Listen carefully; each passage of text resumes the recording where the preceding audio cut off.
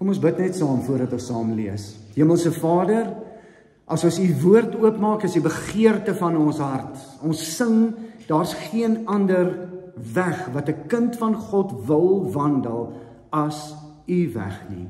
U wat die weg, die waarheid, die lewe is, deur u gaan ons na die Vader, deur u is daar vergifnis, deur u is daar vir ons riglyne van hoe ons moet lewe. Kom ontmoet ons vanoggend, neem weg wat skeiding maak tussen u en ons en vul ons, Here, met u woord, met die waarheid, in Jesus Christus se naam.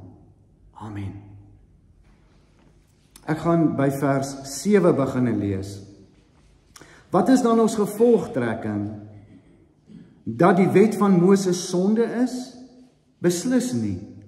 Inteendeel, ek sou nie geweet het wat sonde is nie, as dit nie deur die wet was nie. Ek sou byvoorbeeld nie geweet het dat dit sonde is om te begeer nie, as die wet nie gesê het, jy mag nie begeer nie. En dan wil ek by vers 18 lees.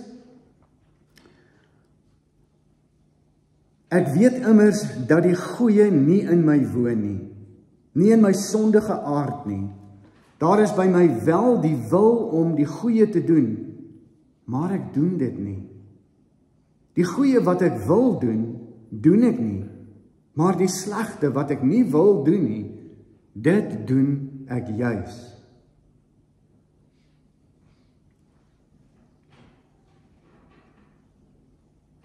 En dan by vers 22. Diep in my wese vind ek vreugde in die wet van God, maar ek vind in my doen en late 'n ander wet, wat stryd voer teen die wet van my gees. Dit maak my 'n gevangene van die wet van die sonde, wat in my doen en late aan die werk is. En die vraag, ek, elendige mens, wie sal my van hierdie doodsbestaan verlos? En dan sê Paulus, aan God die dank, hy doen dit deur Jesus Christus, ons Here. So is dit dus met my gestel, met my gees dien ek die wet van God, maar in my doen en late die wet van die sonde. Ek wil nou maar begin om te verduidelik wat hier staan. Partykeer begryp ons nie lekker, wat is dit nou wat hier geskryf word, wat is dit wat die worsteling is, wat is dit waarmee so gesukkel word. Daar was 'n koning gewees, wat 2 seuns gehad het. En toe kom die 2 seuns na die koning toe en vra vir hom, hoe word 'n ware heer, word hy gebore, of word hy so opgelei? Is 'n ware heer, mense sou kon sê 'n gentleman, word hy gebore, is hy so geneties, of word hy geleer? En dan sê sy pa vir hulle, okay goed, maar antwoord julle dan hierdie vraag. En dan sê die een, nee, hy word so gebore. En die ander een sê, nee, hy word so geleer. En die koning kan dit nie oor sy hart kry, om nou een van die 2 se standpunte te kies en te sê, maar okay goed, dis die regte antwoord nie. En dan stuur hy hulle uit en hy gee hulle 1 week tyd om 'n voorbeeld te bring wat jou antwoord sal bevestig. 'n Voorbeeld te bring wat jou antwoord sal bevestig. En die 2 seuns is in verskillende rigtings in. En die een wat geglo het dat 'n ware heer gemaak word, kry vinnig sy antwoord in 'n herberg. Terwyl hy daar sit en 'n koppie tee bestel, was hy verstom om te sien dat die kelner 'n kat is. Fancy stap hy nou met die skinkbord op sy agterpote, met 'n voorskoot aan. Stap hierdie kat en hy bedien die mense en bedien hom nou ook en hy weet, dis my antwoord. So 'n ware heer word gemaak. So iemand moes hierdie kat geleer het om op sy agterpote te loop, om die skinkbord te balanseer, om die tee af te pak, ensovoorts, ensovoorts. Die tweede seun was nie so gelukkig gewees nie. En hy het gehoor van sy broer se fonds wat hy gekry het. En hy het begin twyfel oor, is dit wat hy geglo het, is dit reg, is dit nie reg nie? En op die nippertjie kry hy sy antwoord. En so reël die koning dan, dat die twee met hulle bewysstukke sal inkom, en dan stap hulle in die hofsaal in. En die eerste ene haal dan nou die deksel af, en tot almal se verbasing kom die kat, vat die skinkbord, gee vir die koning tee. Koning is verstom van verbasing. Almal wat in die hofsaal is, klap hande, kan nie glo dat so iets moontlik is nie. En toe maak die tweede seun sy fonds bekend. En hy haal ook die deksel af, en daar spring 'n paar muise uit. En die gentleman van 'n kat, wat mos nou eintlik 'n kelner is, vergeet heeltemal hy's 'n kelner, en hy spring agter hierdie muise aan, en hy jaag hulle, en is net stoele en goue kandelare en goede wat onderste bo val, en chaos. En soos die waarheid geopenbaar, al loop 'n kat op sy agterpote, al leer jy hom om anders te lyk, bied hom een ding aan wat hy nie kan weerstaan nie. En hy wys vir jou, hy's 'n kat. Al stap hy op sy agterpote, hy's 'n kat. Dis wie hy is. Dis eintlik maar met ons as mense ook so.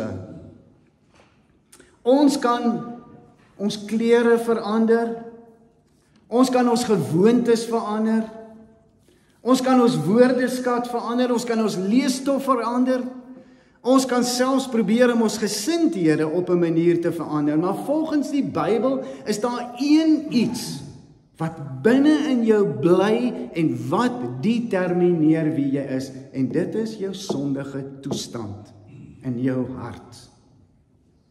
Party mense sal sê vanoggend hierso, ag nee wat, dit kan nie waar wees nie, ons is nie so sleg nie. Ander sal sê weer, maar as jy bietjie in die binnekant verander, dan sal jou buitekant verander. Gee vir iemand 'n bietjie geleerdheid, gee vir hom 'n bietjie opleiding, gee vir hom 'n bietjie gewoontes, regte dissiplines, en dan sal jy sien hoe verander mense. Ons sê mos vir ons kinders ook, maak iets van jou lewe, dan sal dit met jou beter gaan. Ons sê vir ons werknemers, gee die beste. Ons sê vir die wat moedeloos is, maar wees net 'n bietjie meer positief. Ons sê selfs vir ons lidmate, kom net meer kerk toe, dan sal dit met jou beter gaan. Dan sal dit anders wees. Maar as jy afskil en jy haal die klere af en jy haal die gewoontes en die keuses en al daai goeders af, binne in die hart van die mens is daar selfsug, is daar trots, is daar sondige begeertes. En dan skryf Paulus en dan sê hy, ek weet die goeie woon nie in my nie. Want die slegte wat ek nie wil doen nie, dit doen ek.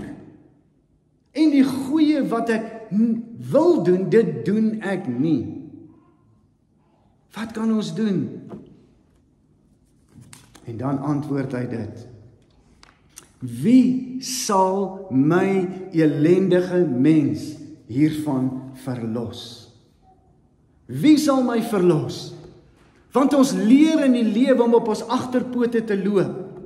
Ons leer om te kan bedien.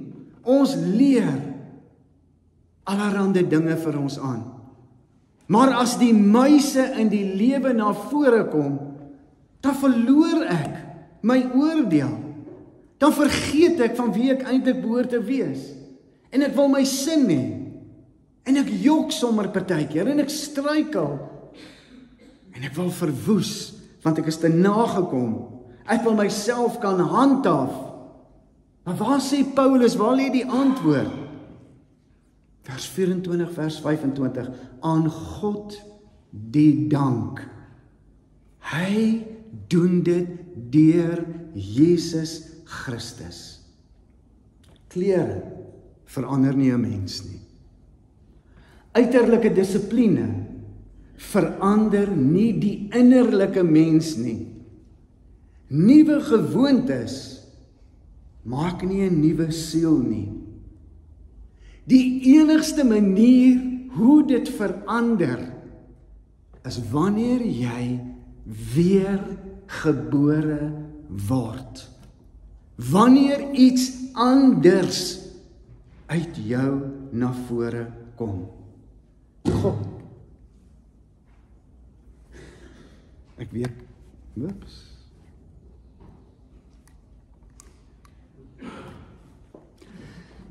Ok, ek gaan nou maar net bietjie harder praat. Ian gaan in die tussentyd hier kom probeer red.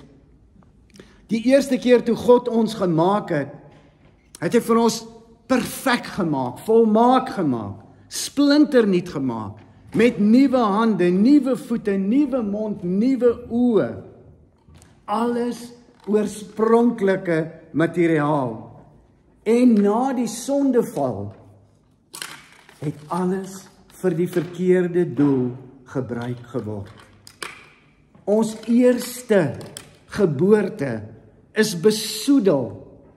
Ons het ons oë gebruik om na verkeerde goed te kyk. Ons het ons hande gebruik om pyn en verwoesting in die lewe te bring. Ons voete het die verkeerde pad geloop. Ons gedagtes het verkeerde rigting ingegaan. Maar dan kom God en hy kom vernuwe ons. Hy wederbaar ons. My hande, my voete, my denke, my oë.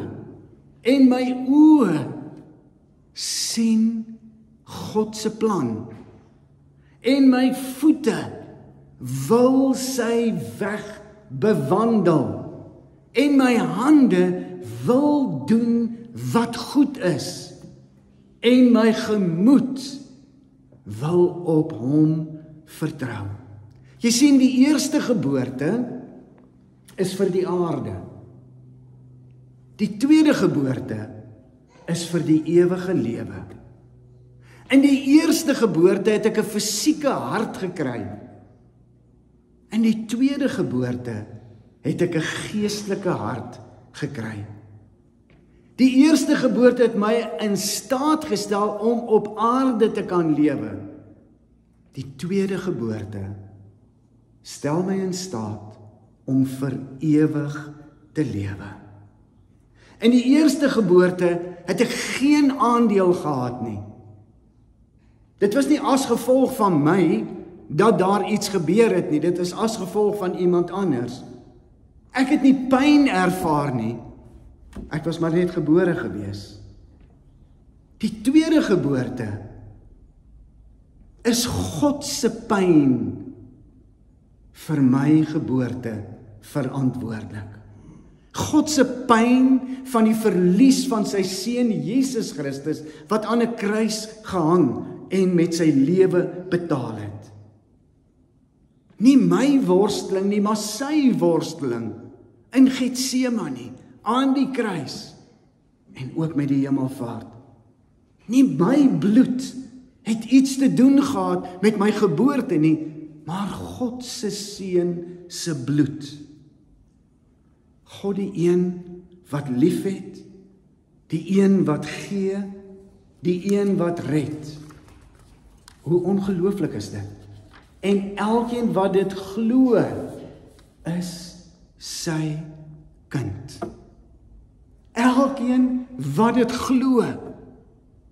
Elkeen wat weet maar sonde het in my lewe gekom. Ons vertel dit met elke evangelisasie uitdruk. Sê ons, God het geskep. Sonde kom in die wêreld. Neem my weg van God af. God het die wêreld so lief gehad, hy het sy seun gegee. Elkeen wat glo dat hy die enigste manier is, hoe ons na God kan teruggaan, is sy kind, is gered. Jy sien, ons is mos gewoond aan alles moet vinnig gebeur. Alles moet vinnig gebeur. Jy stap in Checkers, nou is ons bevoorreg met Woolworths nog daarby. Jy stap daarin en dan kyk jy die sperre. Nee, wag, hy moet gerook wees, dan sy halfpad gaar, is dit bietjie vinniger. Jy kyk die aardappeltjies. Nee, hierdie is net 2 minute in die mikrogolf. Nee, hierdie een is 10 minute in die oond. Nee, ons gaan vinniger wil eet. Ons vat net die vinniger enetjie. Ons maak in ons geloofslewe presies dieselfde. Ons wil nie God se manier doen nie. Daar's mense wat ten spyte van die eenvoud van hierdie evangelie, die man aan die kruis wat hoor en sê, jy laster teen hierdie man, hy het niks verkeerd gedoen nie. Jesus, dink aan my. Die ander een wat verlore gaan.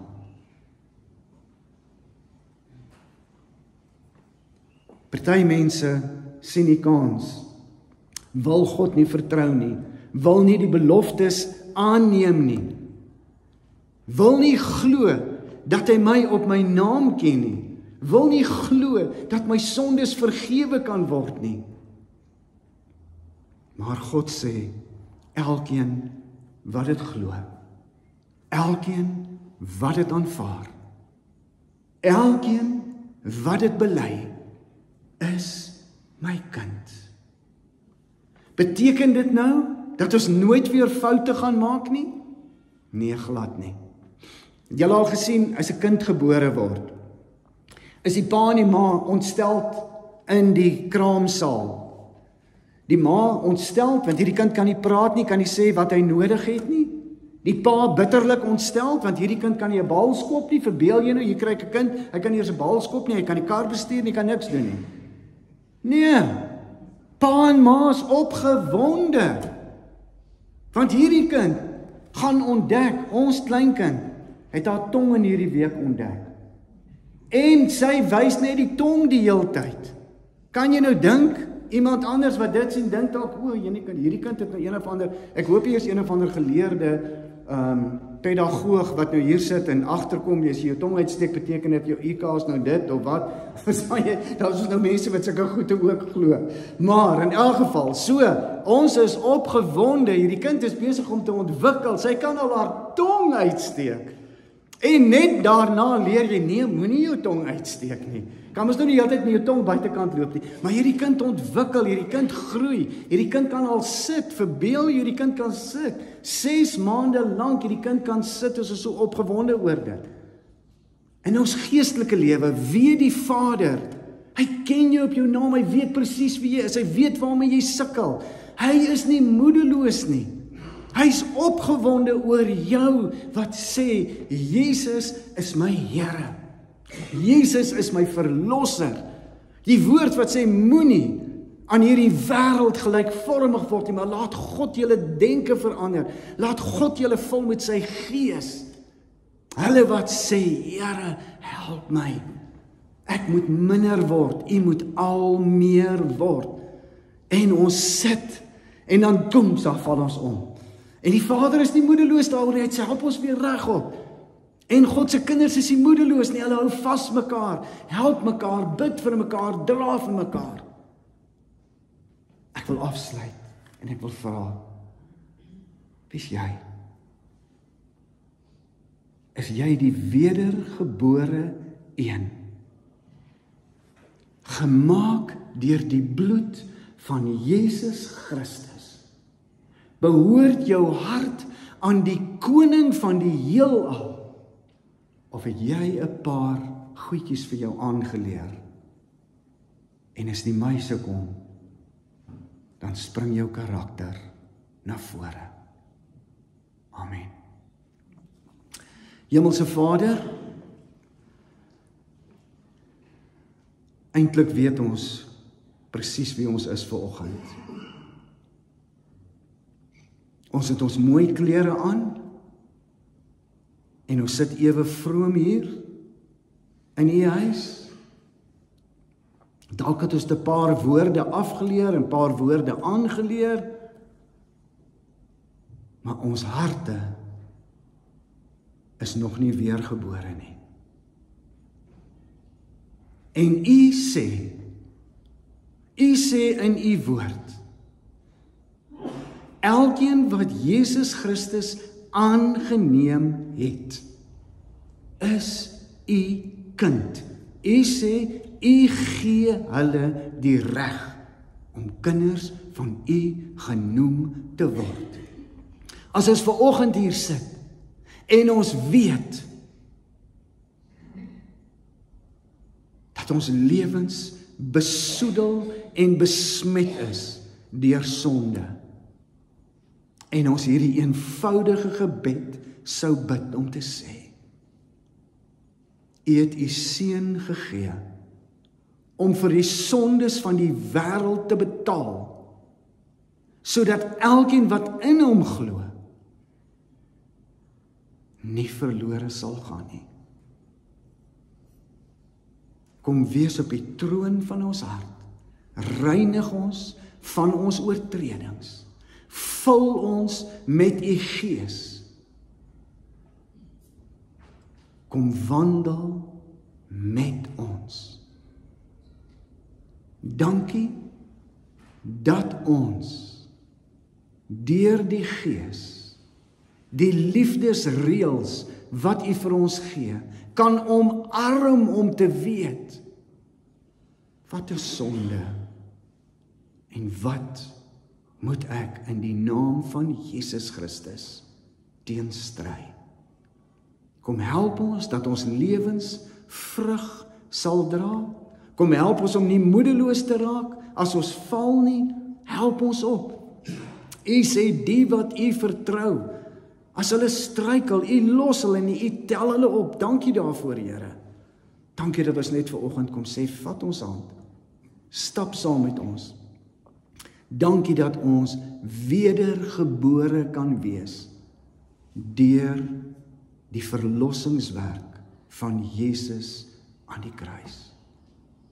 Dat hy pyn ervaar het, dat hy verwerping ervaar het, dat sy liggaam en sy bloed gehang en gebloei het, gesterf het, sodat elkeen wat in hom glo, vir ewig u kinders kan wees.